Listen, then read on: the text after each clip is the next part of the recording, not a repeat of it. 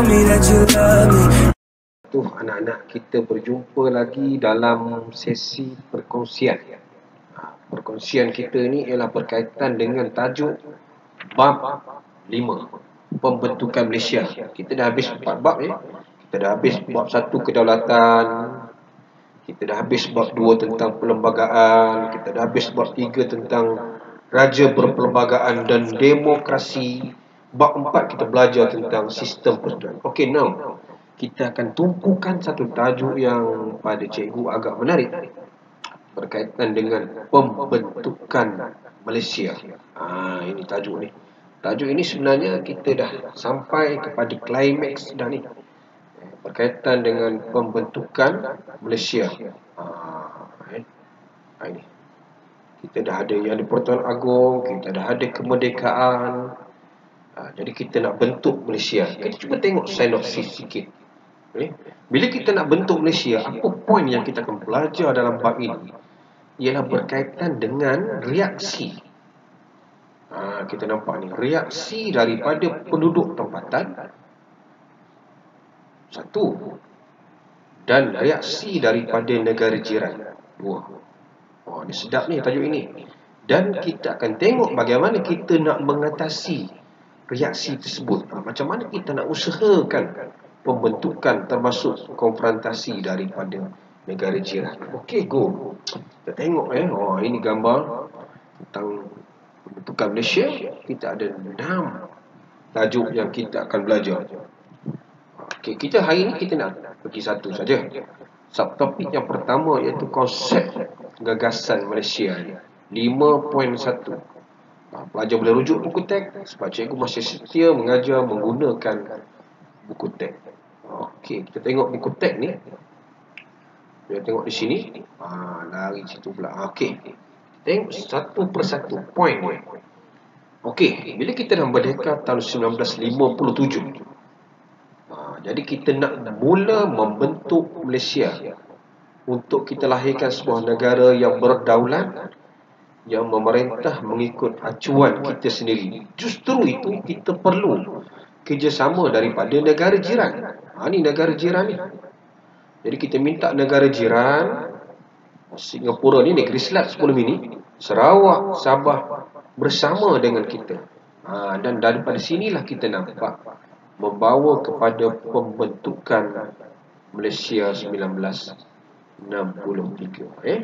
1993. Okey, ini kita panggil sebagai Perlembagaan Persekutuan 1963. Siapa punya idea? Okey, kalau soalan tanya siapakah idea ni? Baik, idea pembentukan Malaysia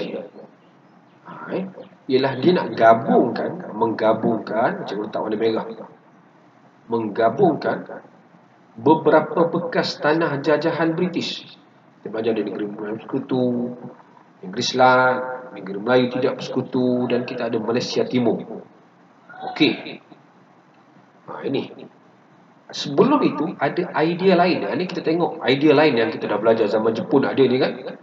Antara idea lain ialah pernah juga ada idea yang pernah kita dengar berkaitan dengan Melayu Raya. Untuk mendapat kemerdekaan pada waktu itu. Namun begitu, kalau soalan tanya, Melayu Raya ini tidak berjaya dilaksanakan. Baik. Dan kita lihat British, ini pegawai British yang ada pada waktu itu, dia menyuarakan idea untuk penyatuan. Nanti kita tengok peta penguasaan British.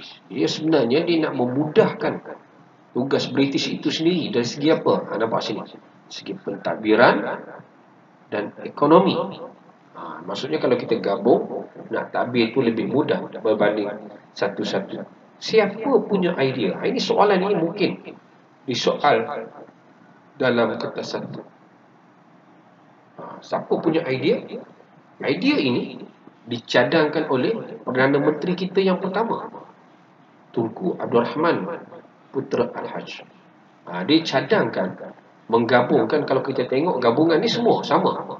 Tanah Melayu, Sarawak, Sabah, Singapura, Brunei pada waktu itu dalam satu gagasan yang kita namakan Kerajaan Persekutuan. Ini tengok kita ni. Ini Tanah Melayu, Singapura, Sarawak, Sabah, Brunei. Dia kata negeri 1963. Mana Brunei je tu? Brunei tak masuk akhirnya. Ada sebab dia tak masuk. Ada sebab dia tak masuk. Itu yang kita nak belajar tu ya. Ini tahun 63, nak tahu tahun 61. Pada awal-awal itu sila guna QR code. Bila guna QR code, pelajar akan dapat berkaitan dengan gagasan Malaysia. Baru jelas. Kenapa Brunei tak ada? Itu suspend. Kita akan belajar nanti dalam 5.2. Sabar dan terus bersama dengan channel Santai Sejarah SPM. Terima kasih.